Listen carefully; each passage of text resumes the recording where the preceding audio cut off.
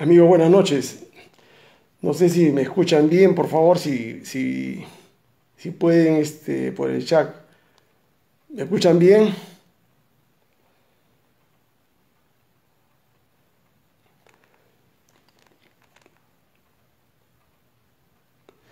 Quería, que me digan si me escuchan el audio.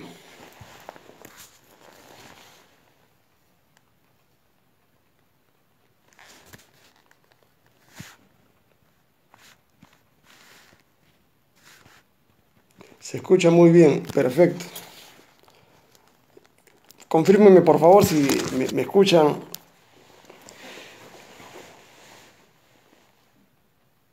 Nítido, perfecto. Bueno, ante todo, le pido mil disculpas por la tardanza, sino que he estado en otra transmisión que mi amigo Ricardo Belmont me había pedido, que no la había programado, solamente pensaba el día de hoy hablar con ustedes, ¿no? Pero no puedo decirle que no a un amigo. Eh, el tema del día de hoy, estaremos una hora, me parece, sería lo más adecuado.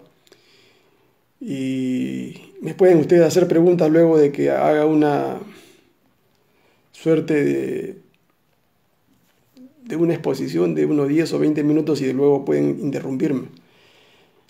Lo que quería conversar con ustedes, ¿no es cierto?, era la situación política del Perú, digamos, y lo que nos espera luego de este mensaje del 28 de julio, ¿no? Y también aclararles algunos conceptos, ¿no?, que se han estado utilizando en estos últimos meses a raíz de la campaña, ¿no? Y que ha permitido sembrar la confusión, la duda en muchos peruanos, que es una política del terror, del miedo, ¿no es cierto?, que se ha desatado en estos últimos años. Y no, concretamente del 16 de marzo del año pasado, cuando Vizcarra decretó el estado de emergencia, ¿no?, que es un instrumento que está siendo utilizado por los dos gobiernos y posiblemente por este gobierno si es que no levanta el estado de emergencia, el señor Castillo, y que atenta pues contra los derechos fundamentales de todos los peruanos, ¿no? Y parte de eso, digamos, es la estrategia del grupo de poder económico para poder tener dominada la población. Fíjense, empezaremos por la situación política del país, que me parece que es lo más adecuado en estos momentos. El día de mañana debe elegirse a la mesa directiva del Congreso de la República. Y ustedes me dirán qué importancia tiene en el Perú. Es que por nuestro régimen político, por nuestro régimen constitucional, el Parlamento sigue siendo el primer poder del Estado, ¿no? Tiene preeminencia fáctica, digamos, y constitucional sobre el Poder Ejecutivo. A pesar de que el presidente controla el presupuesto de la República, que son 185.000 millones de soles cada año. Pero el Parlamento tiene la llave, ¿no? La llave de la casa, ¿no? O sea, ¿cuál es la llave de la casa? No, la facultad de elaborar leyes, de hacer cualquier reforma constitucional, legal, y que tiene que ser cumplida pues por el presidente, por sus ministros y por todos los entes del Estado, ¿no? Jueces, fiscales, Fuerza Armada. Entonces, el sistema constitucional peruano está diseñado de esa manera. Y mañana se debe elegir, bueno, a una mesa directiva que va a estar presidida por esta señora María del Carmen Galva, que es militante del Partido Acción Popular, ¿no?, en una alianza con los otros partidos neoliberales, el partido Fuerza Popular, o sea, una alianza con Keiko, con el partido de APP, el partido de Acuña, el partido Podemos Perú, con el señor José Luna, y el partido de Avanza País que auspició Hernando de Soto. O sea, es una alianza neoliberal que está tomando el control del Congreso y de esta manera, digamos, han bloqueado todas las aspiraciones de Perú Libre para poder dirigir ese Parlamento. Lo que se viene ahora, ustedes me dirán, bueno, ¿qué importancia tiene eso? Es que la política social, económica que el presidente quiera hacer, el presidente Castillo, si es que no tiene el visto bueno, la aprobación del Congreso, que está controlado ahora voy a hablar en términos políticos, ¿no? Y distingan ustedes entre derecha, centro, izquierda. Ultraderecha, derecha, centro, izquierda y ultraizquierda. Las políticas que diseñe Perú Libre a través de Pedro Castillo van a ser desestimadas, ¿no? Y una de las más directas es el asunto de la nueva Constitución, ¿no? La Asamblea Constituyente, que para mí era innecesaria porque en estos momentos, ¿no? Porque yo entiendo que hacer una Constitución es importante para una sociedad, ¿no?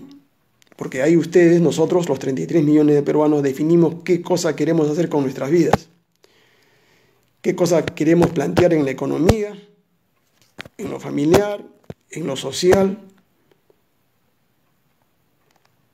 en lo militar, en la seguridad ciudadana, en nuestros derechos fundamentales, en la regionalización, en los municipios. ¿Qué es lo que queremos nosotros como peruanos que sea la política de un Estado, la política de un gobierno? Eso se llama poder constituyente, porque en una sociedad política el poder constituyente es el poder de los poderes. No existe por encima del poder constituyente otro poder. Por debajo del poder constituyente están los poderes constituidos, que son el poder ejecutivo, que está en manos del presidente Castillo, el poder legislativo, que está en manos de la Alianza Neoliberal con la señora María del Carmen Alba de Acción Popular a la cabeza, y está el poder judicial, el Ministerio Público, el Tribunal Constitucional. Entonces el poder constituyente es el poder de poderes, y es un poder absoluto que nadie lo puede, digamos, restringir. Ellos pueden hacer lo que crean conveniente en función de lo que quieran la mayoría de peruanos o la mayoría de miembros de una nueva sociedad. Porque las leyes, las normas no se estancan, el derecho va cambiando continuamente. Y hay necesidad de adecuar, ¿no es cierto?, las normas a la realidad social y política de una sociedad, de cualquier sociedad. Entonces, Castillo no va a poder hacer mayor cosa, ¿no? Y ya el Parlamento, digamos, decidirá, pues inclusive hasta la viabilidad de su gabinete, ¿no? El gabinete que vayan a elegir ellos, el día lunes también se va a designar el gabinete y al primer ministro. Porque ese gabinete de repente no le dan la confianza, digamos, y inmediatamente cae, ¿no? Y tendría que llamarse otro gabinete, armarse otro gabinete, y así estaríamos en una suerte de ingobernabilidad. Esa es la importancia del Congreso y del Parlamento, ¿no? Y ellos se han propuesto, ¿no?, la alianza de derechas, o sea, lo que llaman la derecha unida ahora, ¿no? Que es una consigna de la izquierda unida, digamos. Ahora la derecha unida, digamos, ha tomado el control del poder, y el segundo paso, digamos, va a ser la vacancia, sacarlo, digamos, a Castillo, digamos, y meter preso a Cerrón, ¿no? De esa manera controlan totalmente el poder acá en el Perú, y seguirá pues con su constitución fujimontesinista, ¿no es cierto?, por 5, 10, 15, 20 años. Porque en esencia lo que en el fondo se está discutiendo es la viabilidad de sus negocios, ¿no? Lo que ellos quieren es mantener sus negocios, sus ganancias, tanto en el Perú, de todas las corporaciones nacionales y también de los grupos económicos de poder, ¿no? ¿Y qué se puede hacer ante eso? Evidentemente han sido malas las decisiones que ha tomado Perú Libre y Cerrón en estos últimos días. Y Castillo tampoco ha podido leer, digamos, el escenario político, ¿no?, que se le abría. Su falta de experiencia, ¿no?, su falta de conducción política, ¿no? Porque es un problema también de liderazgo, ¿no? Porque ser presidente, ser un estadista, pues es diferente a ser un dirigente gremial, ¿no? Por la mala asesoría, por el círculo, ¿no? Que lo está rodeando, es un grupo de caviares ahí, que se han infiltrado, que están ahí y que no lo sueltan, ¿no? Están pegados a Castillo día y noche y Castillo, como no conoce estas cosas, digamos, de políticas económicas, de salud, políticas financieras, ¿no? Políticas de desarrollo del país, eh, no va a tener las posibilidades de efectuar el gran cambio, ¿no es cierto?, que habría prometido al país. Entonces, ese es el problema, ¿no es cierto?, que hay, digamos, en el Perú en estos momentos.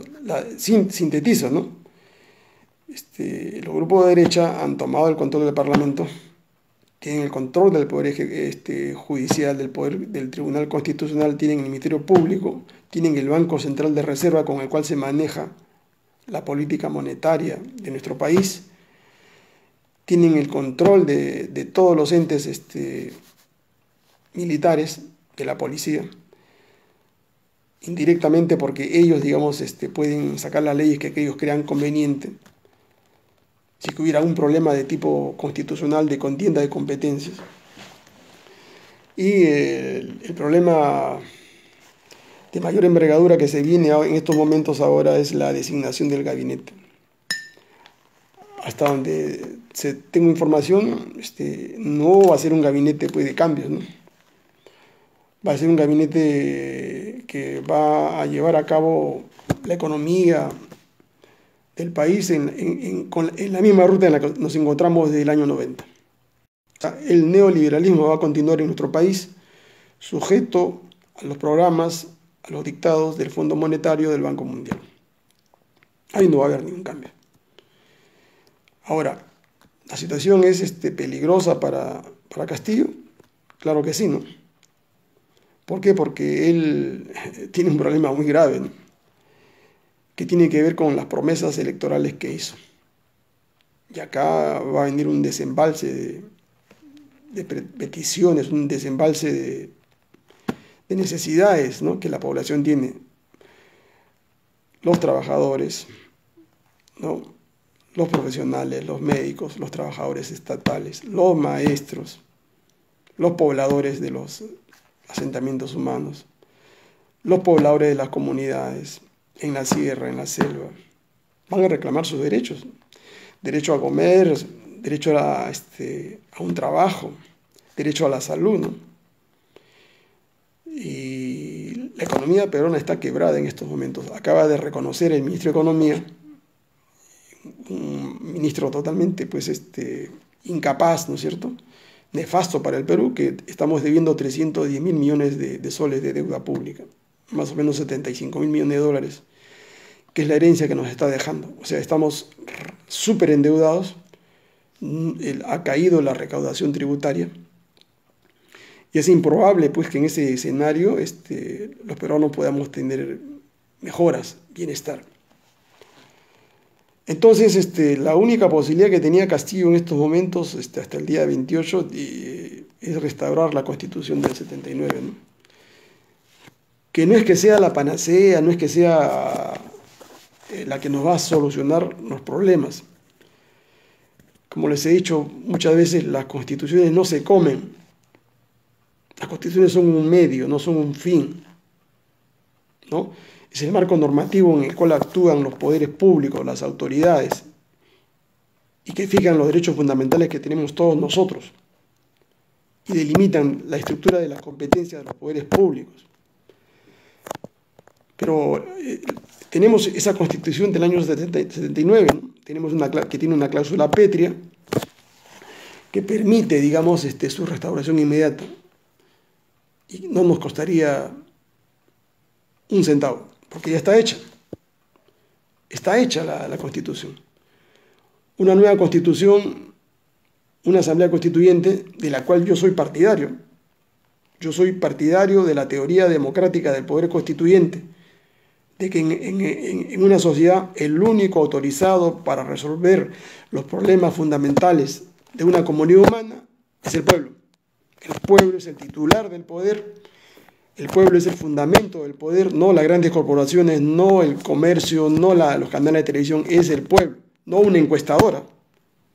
Que hoy han salido varias encuestas que engaña, que tima, que se toma la atribución de hablar por los 33 millones de peruanos.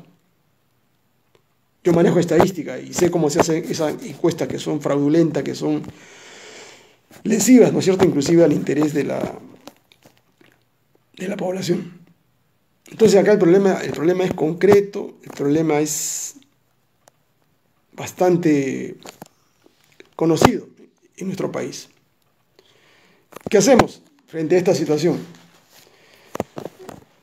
Esa es la gran pregunta, ¿no? Ahora sí voy a pasar, digamos, a contestar las preguntas que me van a hacer ustedes, y luego en un segundo momento voy a hablar de lo que el cuentazo del comunismo, ¿no? De que con castigo si viene el comunismo no va a pasar absolutamente nada, les adelanto. Es una gran mentira. Pero voy a contestar las preguntas para entrar a ese segundo punto. A ver, acá me dicen, el BCR quedará en manos de... Claro que sí, el BCR va a seguir con la hoja de ruta, ¿no es cierto? Porque ellos son los representantes del Banco Mundial, el Fondo Monetario.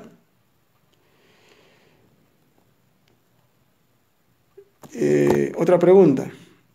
Sí.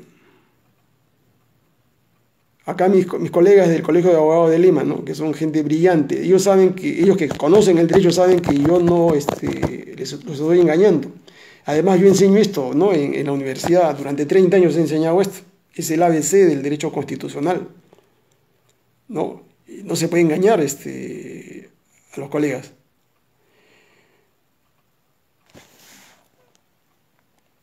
Ahora, ustedes saben que el doctor Aníbal Torres es un buen profesor, es mi colega en San Marcos, es un tipo que conoce, ¿no es cierto?, derecho, pero ustedes saben que en el derecho hay especialidades, ¿no?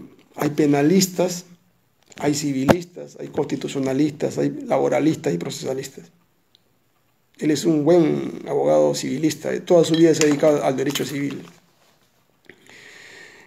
Yo soy un experto en derecho constitucional, no solamente soy doctor en derecho y soy doctor en ciencia política, yo soy máster en derecho constitucional y en derechos humanos. Soy magíster en ciencia política y gobierno. Y el derecho constitucional se hace sobre la base de la teoría política. El que no sabe teoría política no puede hablar de derecho constitucional porque es un simple abogado leguleyo, ¿no? Porque el derecho constitucional es un derecho político por excelencia, ¿ya? Eso es fundamental. Ahora, yo no conozco todo, pero soy un especialista en esa materia. He estudiado, he escrito sobre eso, sé, digamos, cuáles son los alcances, sé cómo se hace la hermenéutica. Y por eso yo les he expuesto, ¿no?, públicamente los fundamentos, ¿no? No es una especulación mía. Les estoy hablando desde el punto de vista de la ciencia política, de la teoría del poder y del derecho constitucional. Y les he dicho que es viable la restauración de esa Constitución del 79 porque sí, no es que esté viejita, la Constitución norteamericana tiene 250 años. Y en el Perú hay precedentes, ¿no? El año de 1823 se dejó sin efecto por Bolívar esa Constitución que fue la primera que tuvimos.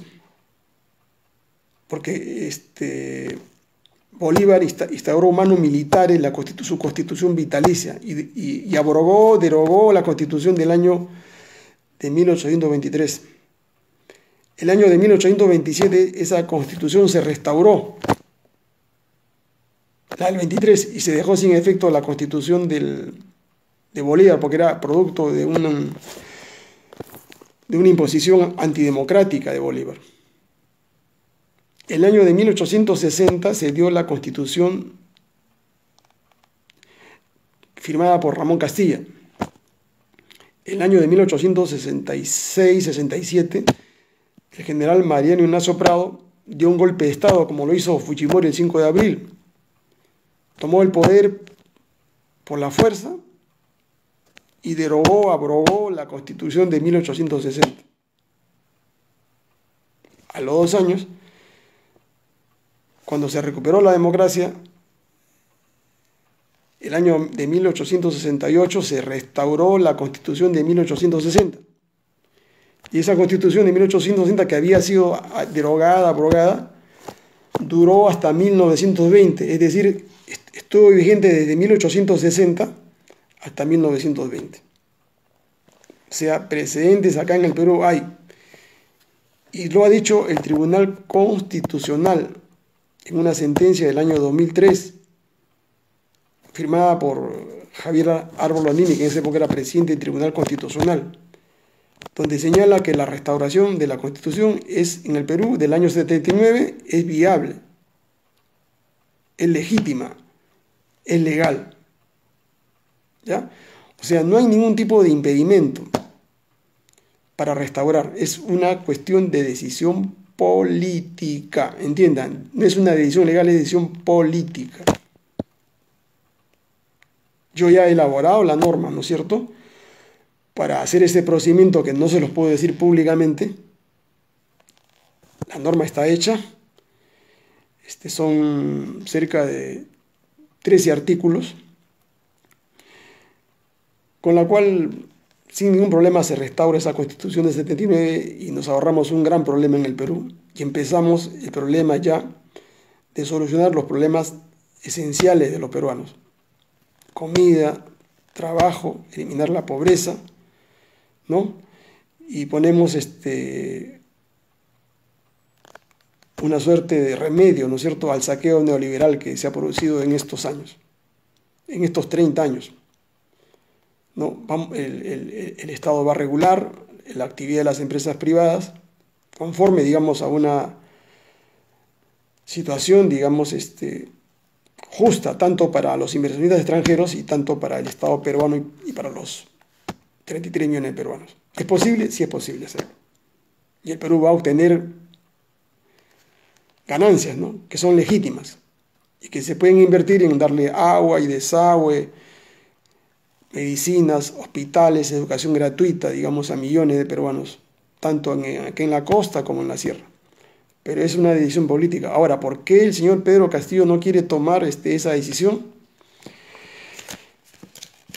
Hasta donde lo conozco, digamos, es una persona que tiene muchos temores.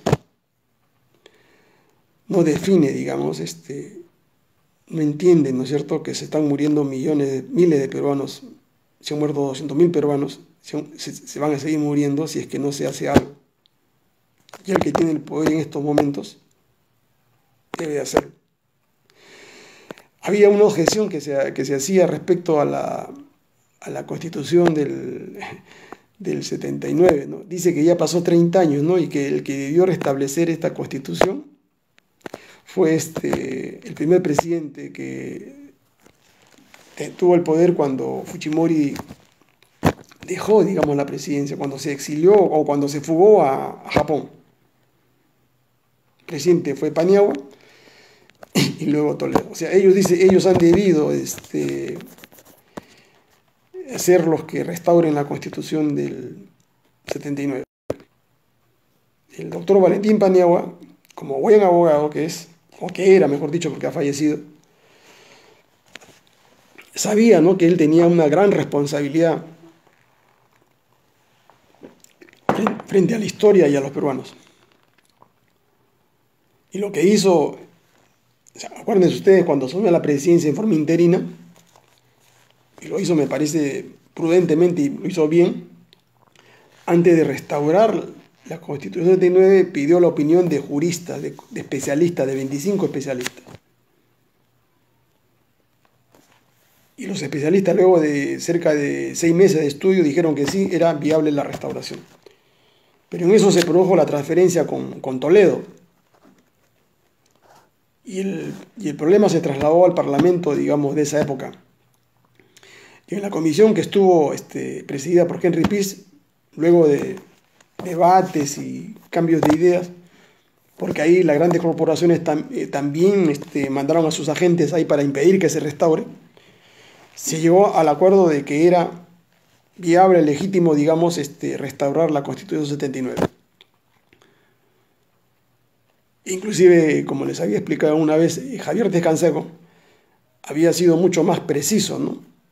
El artículo primero decía del proyecto que habían preparado ellos, artículo primero, anúlese la Carta de 1993.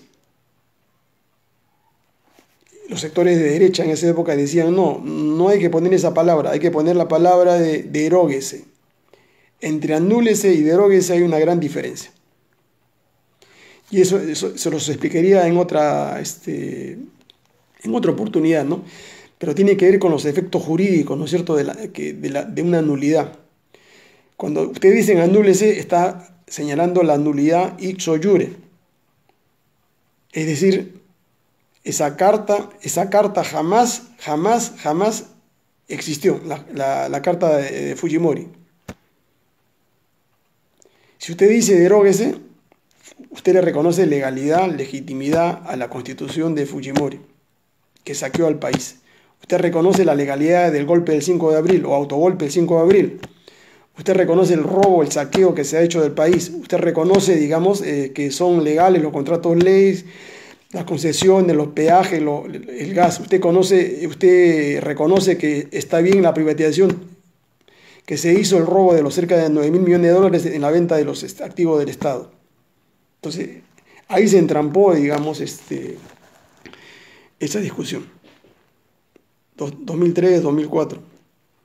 Y terminó el periodo de Toledo, ¿no?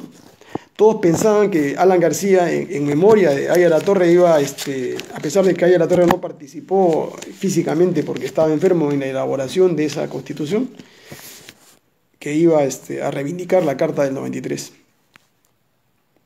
Pero Alan García, ya ustedes conocen la historia, ¿no? La del perro Lordelano, ¿no? Alan García lo hicieron pasar por el aro, digamos, y sencillamente se vendió, pues, traicionó. Y llegó Humala, y Humala, ustedes acuérdense, porque es su historia reciente, ¿no? Humala juró por el espíritu de la Constitución de 1979, ¿no? Y él, digamos, había prometido que iba a restaurar esa Constitución.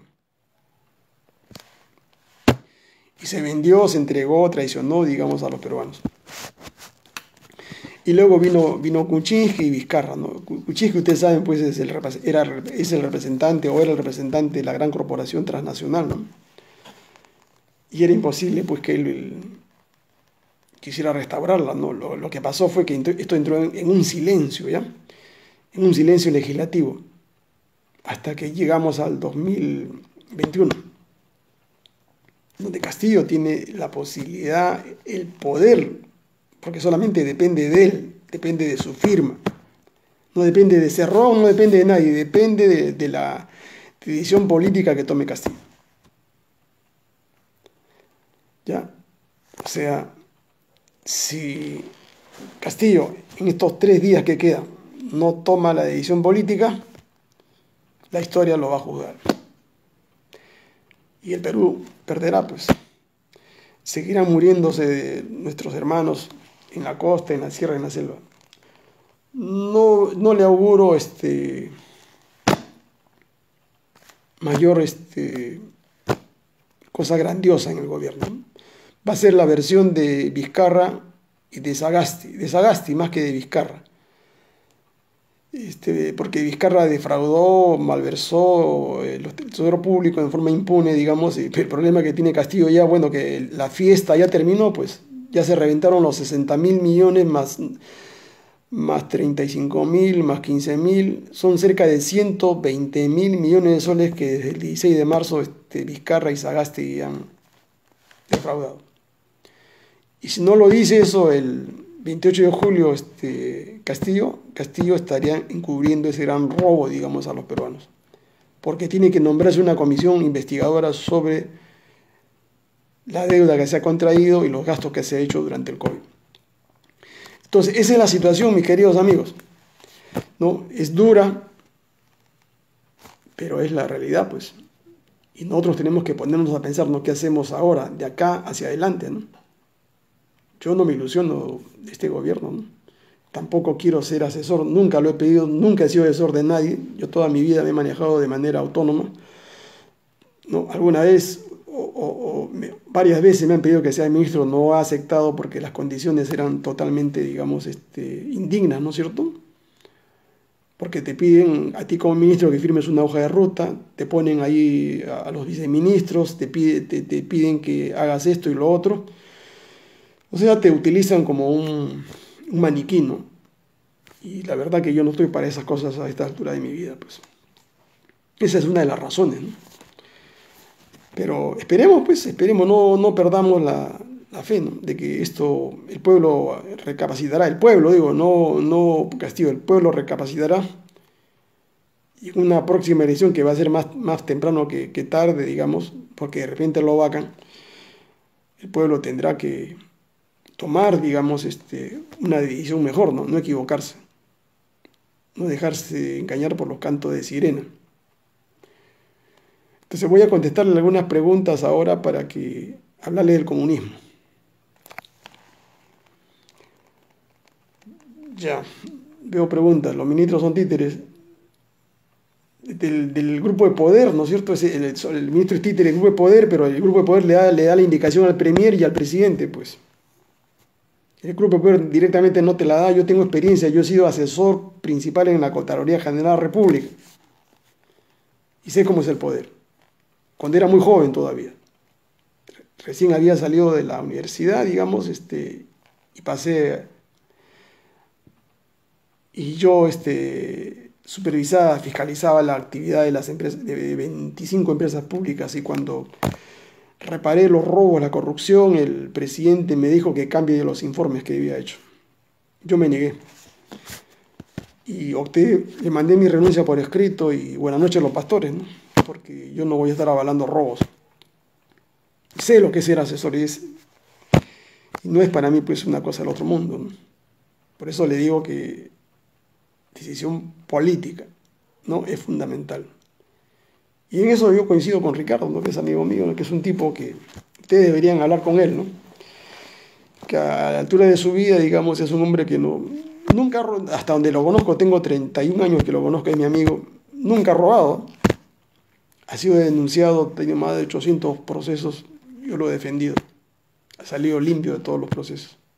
A él y a su padre, me acuerdo. Es un hombre de experiencia, es un tipo que ha manejado el municipio en pleno terrorismo y lo ha hecho muy bien, están sus obras. Pero él, pues, como tiene 75 años, cree que, y yo le he dicho claramente, ¿no? Que él recién está entrando a una etapa crucial en la vida de un ser humano, ¿no? Eso se lo explicaré cuando hable con él en directo ahí en su programa. Pero habría que convenzan ustedes. Yo ya le he hablado varias veces y es necesario, digamos, por el bien del Perú, que él asuma esa obligación, ese deber frente a los peruanos, ¿no? Creo que lo haría bien si tuviera un cargo de importancia, lo haría bien, tiene experiencia, no va a robar porque un hombre a los 75 años de vida que robe no es posible. No es posible, además conociéndolo a él, su ética y su forma de ser. Entonces, acá tengo una pregunta, a ver. Al cambio del procedimiento de constitución, no, los asesores no conocen, pues ellos son simples abogados. O sea, no es que yo quiera menospreciar o quiera yo decirle que no saben, no. Los abogados solamente saben leer códigos y constituciones. Esta es una hermenéutica mucho más grande, ¿no es cierto? Que tiene, digamos, un basamento de teoría política. Y tiene que analizar la situación política, económica y jurídica de una sociedad, de un Estado en un momento determinado. O sea que los abogados van a hacer muy poco acá.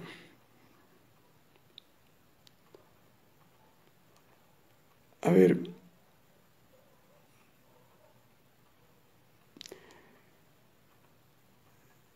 El procedimiento para regresar a la Constitución del año 79 es muy fácil. ¿Ya? Como le digo, la norma está hecha. El problema es la decisión política del presidente de la República. Eso es todo. Basta, digamos, la decisión de Castillo y su firma y se acabó el problema. Ya, me pregunta acá si es posible y viable la nueva constitución a través del referéndum mediante la recolección de firmas. El asunto es bien simple, ¿no? De hacerlo, sí, se puede recolectar las firmas, pero el problema es que por la vía del Congreso no tienen los votos, no tienen 87 votos, solamente tiene 37 votos. Y eso es, si es que no empieza la célula, digamos, o el grupo de Perú Libre a dividirse, ¿no? Porque se irán 4, 5, 6 de ese grupo. Y si lo quieren hacer por el referéndum, por la vía directa, sin pasar por el Parlamento, le van a anular. El tribunal, con un simple amparo, el Tribunal Constitucional anula eso, digamos, o el Jurado Nacional de Elecciones no le da trámite. O sea, que están juntando las firmas por las puras. El camino es otro, ya yo lo he explicado eso. Mire, yo no necesito entrevistarme con Castillo, yo he hablado 2 veces con Castillo. Ya se le he explicado, juntamente con Ricardo, ¿no? Ya hay testigos, ¿no? Pero yo no puedo hacer más, ¿no? ¿Qué más dice acá?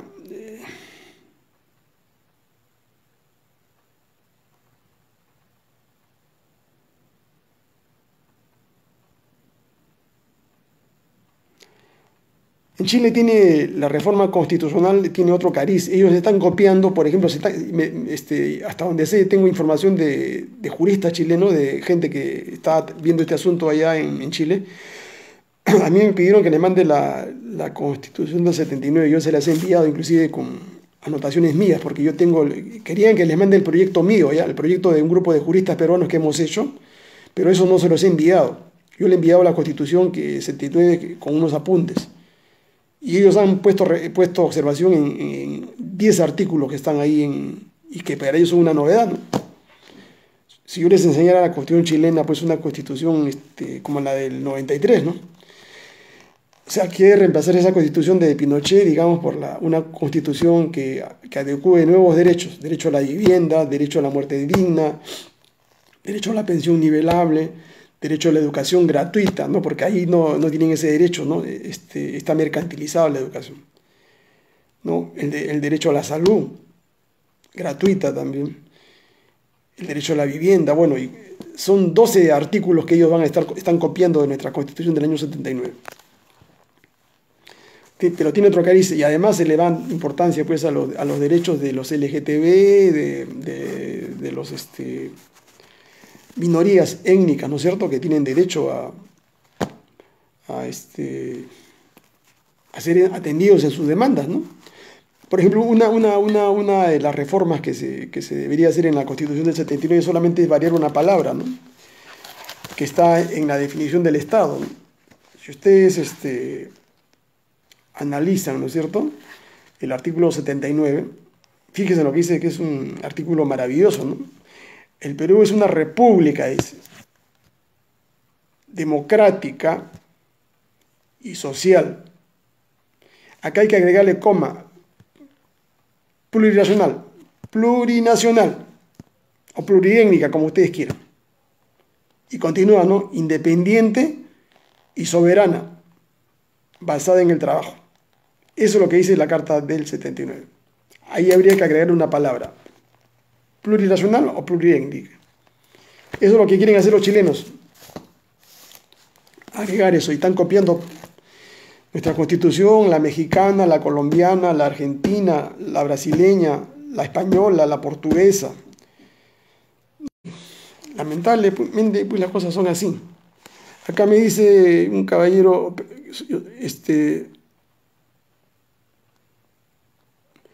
que no es viable la recolección de firmas. No es viable políticamente. ¿Por qué? Porque tienen un problema de que no hay ningún artículo que autorice en el Perú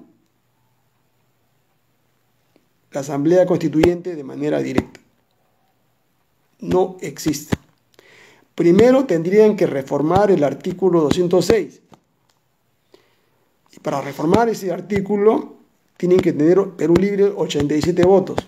no tiene 87 votos, solamente tiene 37. O sea, le faltan 50 votos. O sea, es imposible. ¿Ya? Acuérdense de mí, ¿eh? Hoy día 25 de julio, se los digo, ¿no? Cuando Cerrón, cuando Bermejo se entere o se den cuenta de sus como dicen ellos, pelotudeces, ¿no es cierto?, burguesas, porque esos son pelotudeces burguesas, y deberían leer, ¿no es cierto?, este libro, ¿no es cierto? Si es que ellos se consideran leninistas, deberían leer este libro, ¿ya? De que lo que están haciendo, digamos, es el antileninismo. Se están conduciendo como unos mencheviques, digamos, eso se llama cretinismo parlamentario, se llama eso, ¿no? En la jerga marxista, ¿no es cierto? Son unos, que dice el libro, ¿no? Lenin dice, redomados, revisionistas, ¿no es cierto? Socialistas de palabra, pero derechistas en los hechos, ¿no? O sea, tienen que pensar, ¿no? Tienen que saber o tienen que entender que las cosas no son como ellos creen. Eso se llama dogmatismo político. Y deberían leer también el trabajo de Lenin, ¿no? El impuesto en especie. Lea, a Castillo no le digo que lea eso porque él no va a entender eso, pero Cerrón sí. Cerrón es un tipo inteligente. Pero no lo leas dogmáticamente.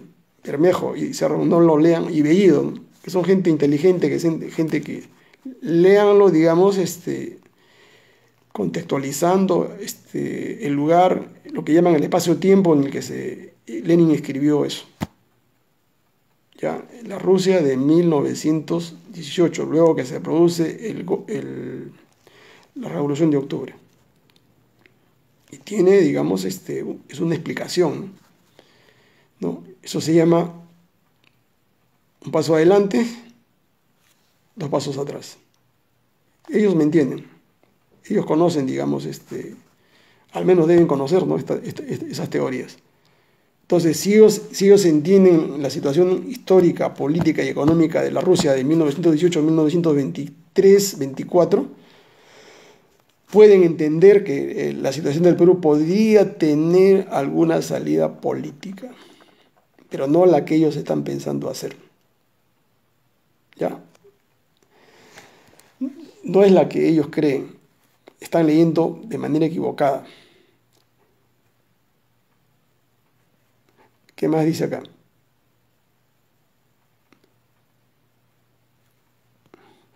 Lo del curso estoy esperando, ¿no es cierto?, que se inscriban 1000 ciudadanos que tengan interés, y yo no tengo ningún problema en dictarles los cursos.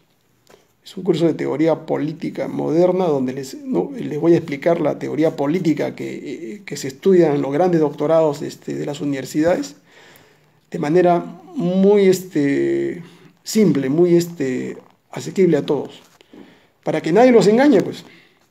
Por ejemplo, y voy a entrar acá, hablan del comunismo, que el Perú va a ser comunista. Hay mucha ignorancia sobre esto. Fíjense, acá tengo son 22 volúmenes, ¿no es cierto?,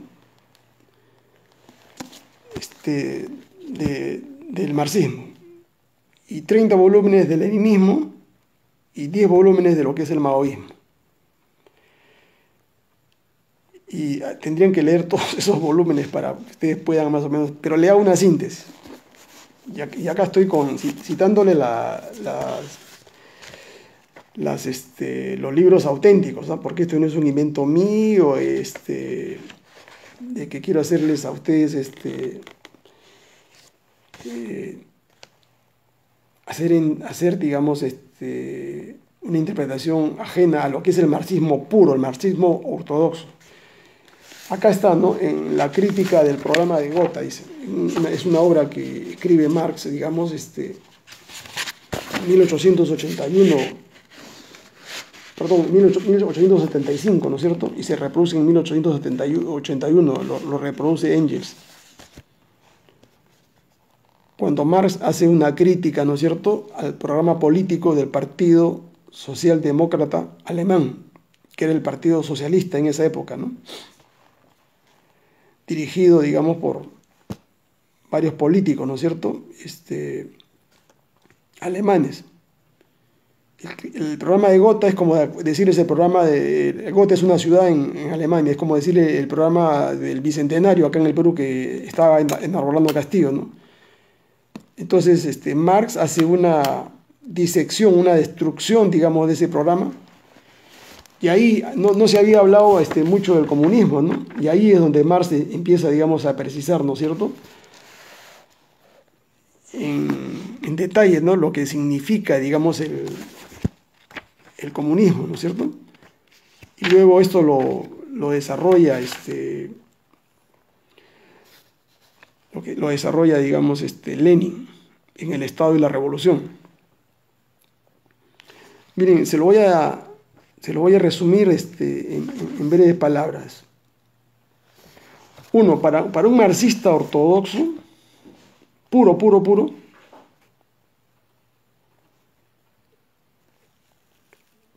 la transformación del capitalismo supone dos etapas.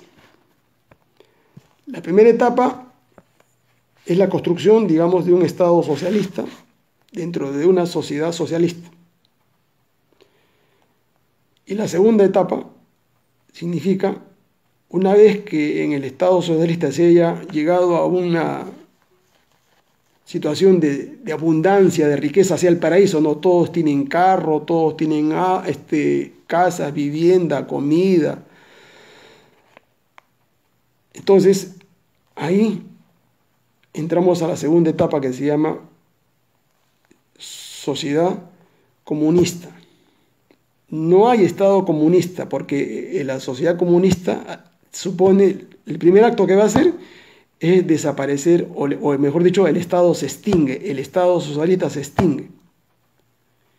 Al extinguirse el Estado socialista, ya no hay policía, ya no hay fuerza armada, ya no hay parlamento, ya no hay poder ejecutivo, ya no hay derecho, ya no hay leyes, ya no hay cárceles, ya no hay clases sociales, ya no hay lucha de clases. Ya, eso es el paraíso en la tierra, eso es el comunismo. ¿Ya? Y acá lo dice, se lo cito en la crítica del programa de Gotha, ¿no es cierto? Lo dice en boca de Marx. En el Estado socialista funciona sobre el principio: a cada quien su capacidad, a cada quien su trabajo. ¿Ya? En la sociedad, no en el Estado, en la sociedad comunista se aplica el principio: a cada quien su capacidad, a cada quien su necesidad. En el comunismo, si tú quieres, trabajas o no trabajas, puedes dedicarte a las artes, a la danza, al baile, a la pintura, puedes enseñar, puedes trabajar. Es un gobierno, probablemente no hay un gobierno, llaman, digamos, la administración de cosas. Porque hasta antes del comunismo dice que ahí se administra a las personas, no. En el comunismo, administración de las personas. Se lo leo, ¿ya? Dice Marx, que, criticando, ¿no?, a los dirigentes alemanes, ¿no?,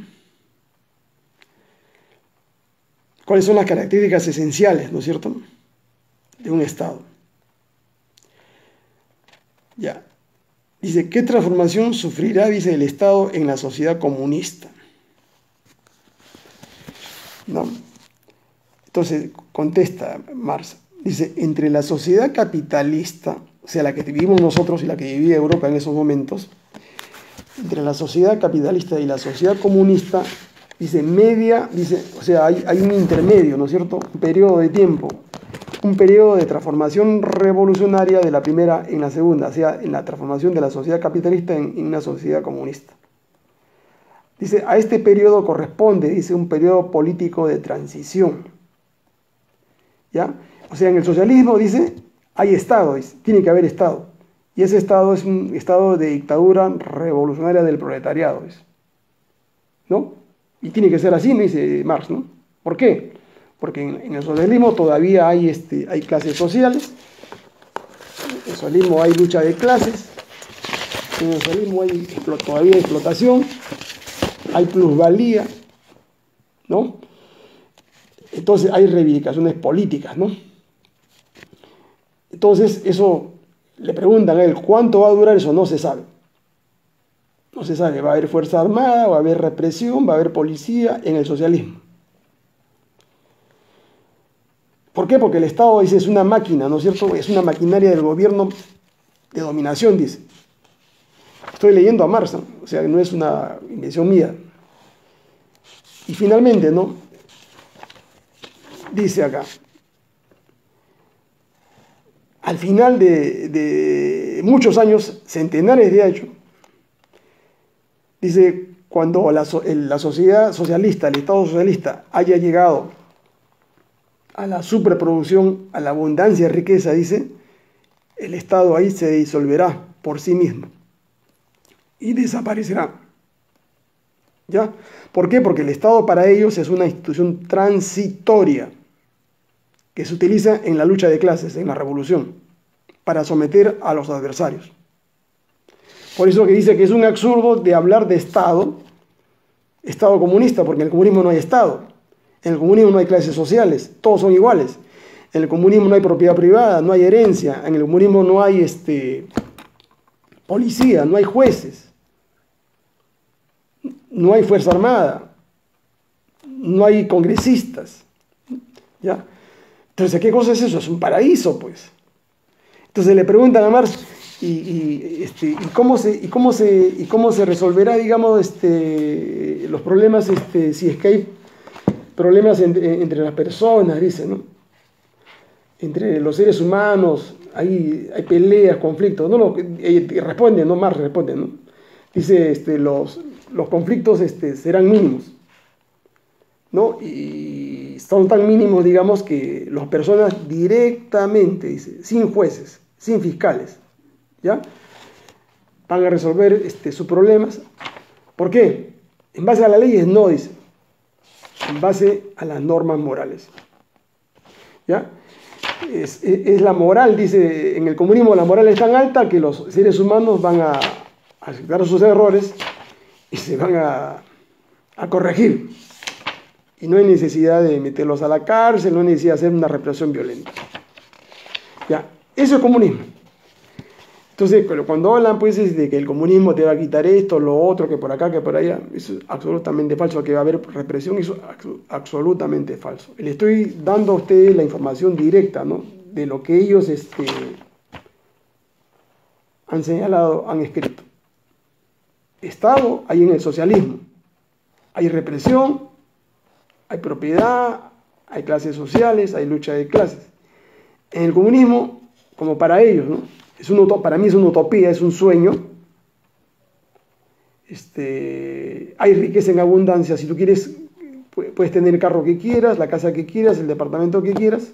Lo usas mientras vivas y cuando mueras eso vuelve otra vez a la comunidad. ¿Tienes hijos? Bueno, tus hijos lo pedirán al administrador de la época. Pero no hay propiedad. Y no hay rico, no hay millonario, según los comunistas, ¿no? Entonces, la pregunta es, ¿no? En la ciencia cualquier teoría tiene que contrastar la teoría, de cualquier tipo, ¿eh? O sea, lo que le da nivel científico a una teoría es si la teoría puede resistir a la contrastación empírica. Y contrastación empírica significa contraponer el concepto contra una situación real, porque lo otro es contrafáctico. Todo el resto de teorías son contrafácticas, son especulaciones, como las teorías neoliberales, ¿no? Las teorías liberales, todas las teorías que hay, el fundamento de todas las religiones. Pero en la teoría científica tienen que ser contrafácticas. Y es bien fácil hacer la prueba de la teoría. Pregunta: ¿en qué país de la Tierra, en qué país del mundo existe una sociedad comunista donde se cumplan este modelo? Porque es un modelo, ¿no? Modelo previsto por Marx. En Cuba no existe, porque hay Estado, hay policía. Todavía están en un estado, digamos, totalitario, centralizado, autoritario. Ahí no hay comunismo. En Venezuela peor, pues. En Venezuela hay capitalismo y economía de mercado, sino que hay un partido fuerte que controla, ¿no es cierto?, con Maduro a la cabeza del poder, con la Fuerza Armada. ¿Dónde? En China no hay. En China hay Estado, hay represión, en China hay clases sociales, en China hay todo lo que ustedes observan. En Corea peor. En Vietnam igual. O sea, no existe en el mundo ningún país que tenga la condición de ser un Estado comunista. Por lo tanto, el modelo jamás se aplicó, el modelo jamás existió y solamente quedó pues en una suerte de construcción, digamos, política, ¿no?, de estos pensadores, ¿no? Y la prueba más evidente, la prueba terminante de esto, ¿ya? Cuando Lenin, digamos, tomó el poder el año 17 en Rusia y luego Unión Soviética, muchos pensaban, ¿no?, que, bueno, pues se está construyendo el socialismo, ¿no es cierto? Y de ahí todo el mundo se iba a convertir en una suerte de un gran sistema socialista mundial, ¿no? Ese proyecto, ese modelo de socialismo, no comunismo, porque jamás la Unión Soviética fue comunista, a pesar de que existía un partido comunista ahí. Ese modelo terminó el año de 1991, cuando se disolvió la Unión Soviética y se restauró totalmente el capitalismo en Rusia. ¿Ya? Las razones se las puedo explicar otro día, por qué se restauró el capitalismo en Rusia. O sea, toda la construcción del modelo soviético, de socialismo real en un país, fue destruido el año 91. Ahora, ¿por qué sucedió esto o por qué no? Para otra reunión. Ahora sí. Yo lo que le he señalado solamente es, le estoy traduciendo de manera lo más simple que puedo, digamos, porque esta es una teoría muy abstracta, digamos, es lo que es el comunismo como modelo, según la propia versión de Marx, Carlos Marx. Evidentemente yo no soy comunista, ustedes lo saben. Yo soy un humanista. Y le digo que es una utopía, pues. ¿Ya? Entonces, creo que muy bien acá, José Luis. Jesucristo, claro, acá tengo la Biblia, si quiere le puedo citar los pasajes. Eso se llama comunismo primitivo. Antes de Jesucristo fue Platón. Platón habla del comunismo. Lean ustedes su libro, La República. En la página 166 está ahí todo el modelo comunista ideado por Platón, que luego fue tomado en parte por Jesucristo. ¿Ya? Entonces, ese es el modelo, es la construcción de ellos, pues. Yo no la comparto, pero la tengo que explicar para que ustedes se sepan ubicar, ¿no?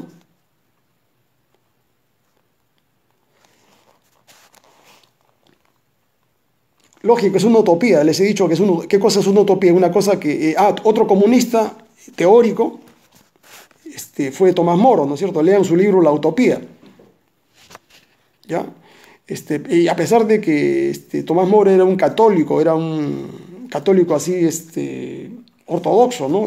Romano, y ahí lo mataron por no renunciar a su fe, ¿no?, católica. Pero él, vean la utopía, comunismo. Pero ¿en qué se diferencian esos comunismos del comunismo marxista? Estoy hablando de la teoría. Es que el comunismo marxista, digamos, es un comunismo materialista. El comunismo platónico es un comunismo idealista, al igual que el de Tomás Moro. Hay otro comunista más, Tomás Campanella. Revisen ustedes en la historia. ¿Ya? Pero tienen ustedes que leer no, les digo, hay mucha gente, digamos, ingenua, mucha gente tonta o dogmática, que lee folletos, ¿no? O lee algún video en YouTube y ustedes tienen que leer la fuente original, esto se llama fuente primaria, y leerlo e interpretar, no que se lo diga otro, porque los otros pues distorsionan, ¿ya? Distorsionan el pensamiento, ¿para qué? Para hacer psicosociales como se ha hecho en el Perú, ¿no? De que el comunismo que por acá, que te va... El Perú jamás va a estar en manos del comunismo, eso se lo digo al 100%. lo usan como un instrumento psicosocial. Y en alguna otra oportunidad, ahí tengo todos los cuadros, ¿no es cierto? Las diferencias de cómo empieza esto, ¿no? Al principio de la humanidad, cómo se va gestando, cómo se va transformando, digamos, las clases sociales, y cómo se llega, cómo fue en Rusia, cómo es en China, cómo es en Corea. Ahora, si has leído acá, me dice acá, ha leído mi lucha de Hitler, también le puedo explicar sobre el fascismo con las fuentes originales. Aquí tengo el libro de Hitler. Ya. El miedo, a Serrano no le tienen miedo, están equivocados, no le tienen miedo a la persona, sino a lo que él representa.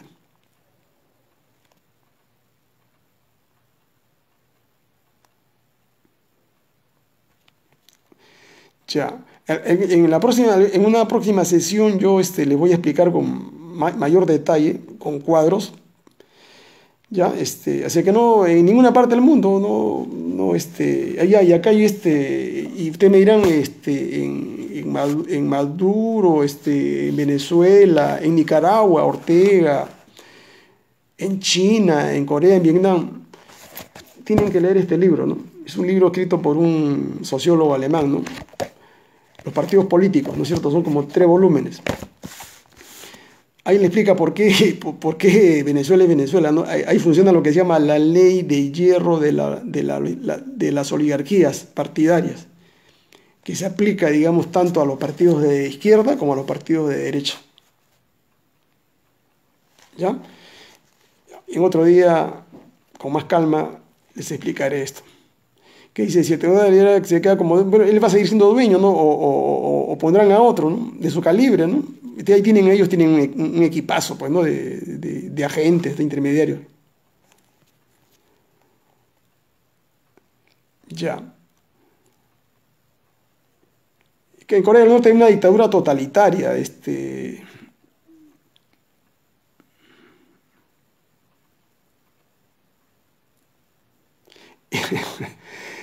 Es que el comunismo, tal como lo plantea Marx, digamos, dice, ¿no? Inclusive ahí en la parte del programa dice, ¿no? Cuando se implante el comunismo, digamos, recién las personas, los seres humanos, entrarán al reino de la libertad, serán libres. ¿Se dan cuenta? O sea, antes no hay libertad, con el comunismo recién hay libertad. ¿No? ¿Por qué? ¿Por qué dice que hay libertad? Porque no hay clases sociales, pues no hay conflictos. Si nadie desea lo de otro, ¿para qué se van a pelear? ¿Para qué se van a quitar cosas si todos tienen? Todos comen, todos viven bien. Todos tienen casa, vivienda, medicina. ¿Quién va a querer codiciar lo del otro? Esa es la teoría que empieza la libertad, todos son libres, pero es una utopía, pues, ¿no? Listo. ¿Qué libros? Es bien complicado, si lo oyen los libros, ahí lean hay un libro, lo tengo acá, las 3 fuentes del marxismo, ¿no es cierto?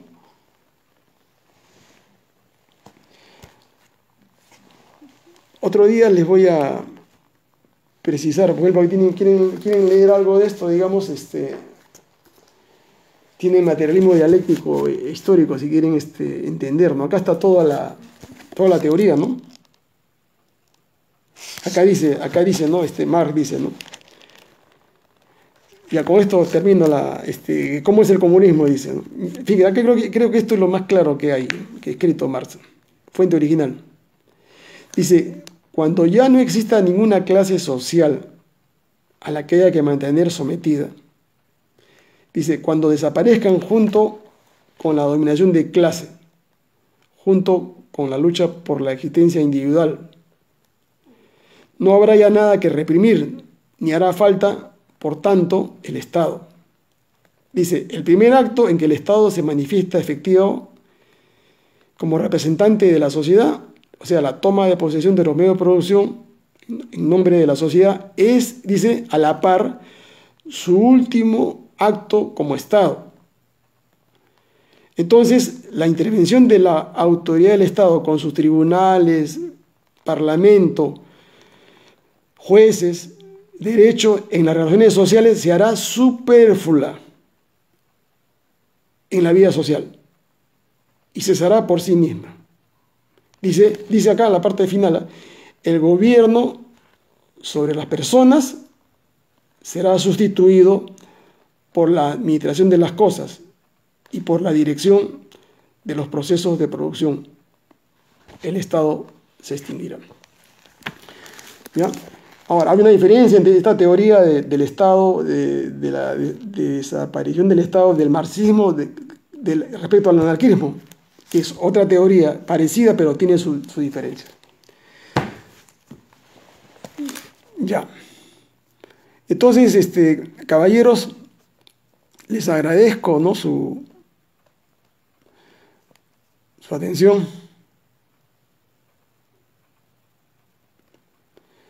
¿No? En una clase, perdón, así, una reunión así, bastante ligera, le podría explicar con más detalle esto, para que tengan mayor precisión. Entonces saben ubicarse, ustedes saben decir, les voy a precisar lo que es en teoría política los partidos políticos, ¿no? Y cómo ustedes pueden identificar a un partido de derecha, de centro, de izquierda, de ultraderecha. Ya.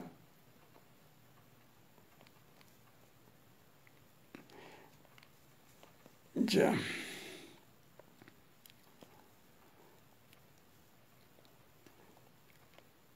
Ya, lo primero que tenemos que pedir al nuevo gobierno que levante el estado de emergencia. Eso es vital porque no podemos vivir en un estado así dictatorial. Eso sí, yo voy a ser frontal con Castillo. Yo soy abogado, yo sé.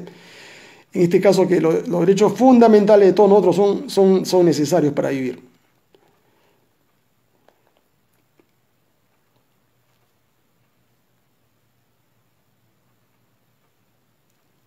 Cualquier contacto me escriben a mi Facebook, ¿ya?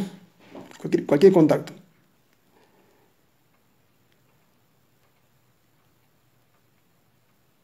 ¿Y cómo se administra el comunismo? Acá le estoy leyendo lo que dice Marx, ¿no? O sea que no es un invento mío, no es un cuento mío, es versión directa, fuente directa, ¿no? Para que no los engañe esos que se dicen comunistas, que ni siquiera han leído, digamos, son comunistas de folleto.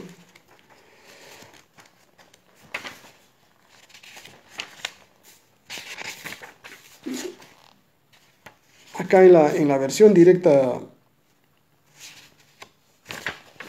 del propio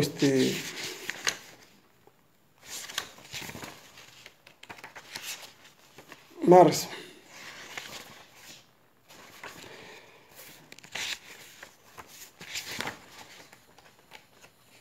El Estado se disolverá, dice, se disolverá y se administrará la producción, las propias personas, sin necesidad del Estado. ¿Ya? Tengo 20.000 libros, por si acaso, en 4 bibliotecas. Estaba pensando si me pasaba algo, donarlo pues a mi alma mater, ¿no? a San Marcos. Ya. En otro día conversaremos con más amplitud, caballeros y damas. Muchas gracias por la atención. No será la primera ni la última. Si llegan a 1.000 personas, con todo gusto. Yo no soy soberbio, no soy como ustedes, sino que tengo mucha disciplina. No soy muy metódico. ¿Ya? Pero no tengo problemas. A mí mi formación me ha costado más de $350.000 durante 32 años. No tengo ningún problema en transmitirle lo que sé, pero hay que hacerlo orgánicamente. Y aquellas personas que quieren aprender, yo todavía sigo aprendiendo. Yo estoy metido en un agujero negro, ¿no?, en estos momentos. Cuanto más leo, más desciendo y no tiene salida esto. No hay fondo. Ya, les puedo explicar lo de Bolivia, de cualquier país, eso se llama política internacional. Les puedo explicar eso, pero con más tiempo, con más orden. Este primer mensaje a ustedes es de que lean, no se dejen engañar, ¿no? Para que sepan tomar sus decisiones. ¿Ya? Si llegamos a 1.000 personas, con todo gusto. ya porque yo tengo un problema acá, tengo un problema en las cuerdas vocales, ¿no? Porque yo dicto 7, 8 horas de lunes a viernes. Y ya estoy exigiendo demasiado a mi cuerpo, digamos, y el otorrino me ha dicho, tengo que medir esto, ¿ya? Esa es la única razón, pero yo con todo gusto no tengo ningún problema. Y les voy a enseñar con fuente directa, ¿ya? No con folletos, no con volantes, ¿no? Que eso es lo que ustedes tienen que aprender.